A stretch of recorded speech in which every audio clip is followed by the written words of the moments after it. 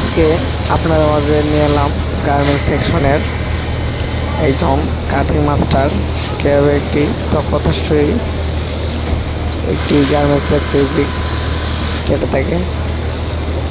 যদি আপনাদের তার কাটার ধরন ভালো লেগে থাকে তাহলে নিত্য নতুন কাজের ভিডিও পেতে আমার ছোট ইউটিউব চ্যানেল সাবস্ক্রাইব করুন।